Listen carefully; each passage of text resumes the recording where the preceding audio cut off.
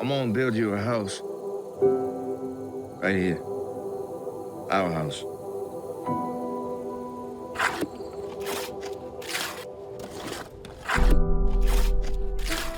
I want to take Mildred up to D.C. to get married. You sure about that? By the power vested in me by the District of Columbia, I now pronounce you husband and wife. A landmark decision at the Supreme Court on marriage. Why now? Why make Loving and the story of Richard and Mildred Loving now? Well, I think the sad reality is we're going to need this film and this story in 20 years, 30 years, 40 years.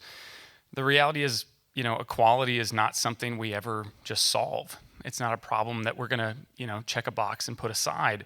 It is something that every generation has to define for itself. And I think right now we're in a period where we need a new definition for how we're going to deal with equality. And Richard and Mildred, in the most simple, beautiful way, show us that there are human beings at the center of all these really complex social issues.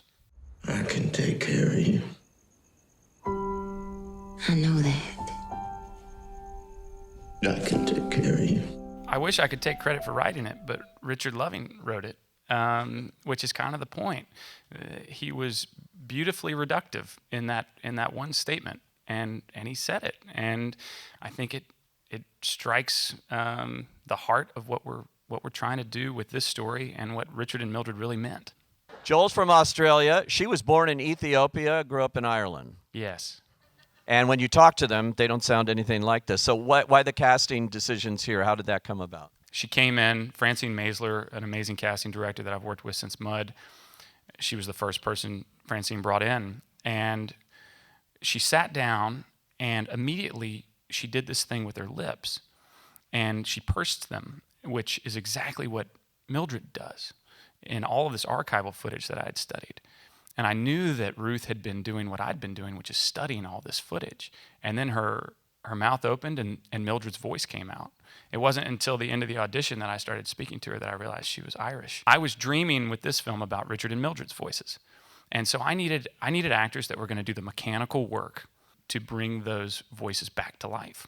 And that's the work that someone of Joel Edgerton's talent and Ruth Nega's talent can do. You go to the Virginia State Court next, right?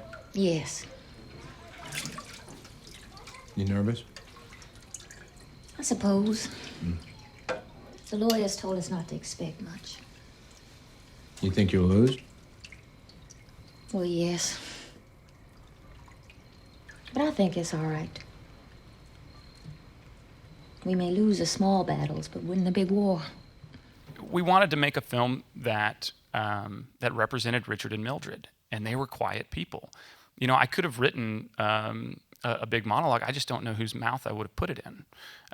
These were quiet, simple people. And if you choose as a storyteller to attach your story to the point of view of those people, then inevitably your narrative structure, your aesthetic structure, it's going to have to represent that point of view. And that's all I was trying to do was be truthful to who I believe they were.